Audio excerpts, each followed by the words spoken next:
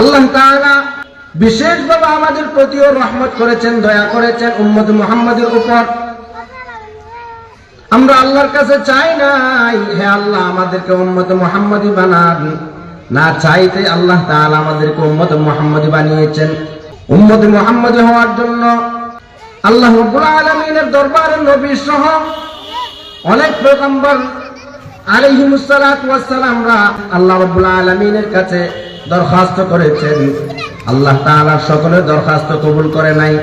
হযরত ঈসা আলাইহিস সালাতু ওয়াস সালাম নবী হওয়ার পরেই আল্লাহর কাছে দরখাস্ত করেছেন, হে আল্লাহ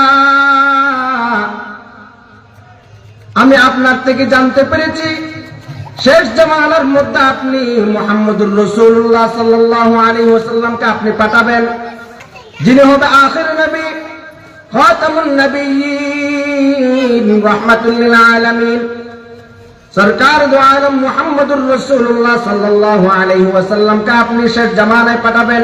আমাকে তো আপনি নবুয়ত দিয়েছেন। আমি আপনার কাছে আরেকটি প্রশ্ন করি, আরেকটি দরখাস্ত করি, আপনার কাছে একটা জিনিস চাই, সেটা হলো আপনি আমাকে মুহাম্মদুর রাসূলুল্লাহ সাল্লাল্লাহু আলাইহি ওয়াসাল্লামের উম্মত হিসেবে আপনি আমাকে আবার দুনিয়ার মধ্যে পাঠাবেন।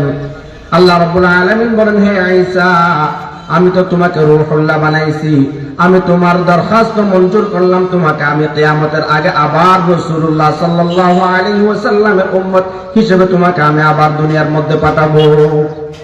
রাসূলুল্লাহ সাল্লাল্লাহু আলাইহি ওয়াসাল্লামের উম্মত হয়ে শেষ জামানায় হযরত ঈসা আলাইহিস সালাতু ওয়াস সালাম আসবেন, নবী হিসেবে আসবেন না, রাসূল হিসেবে আসবেন না।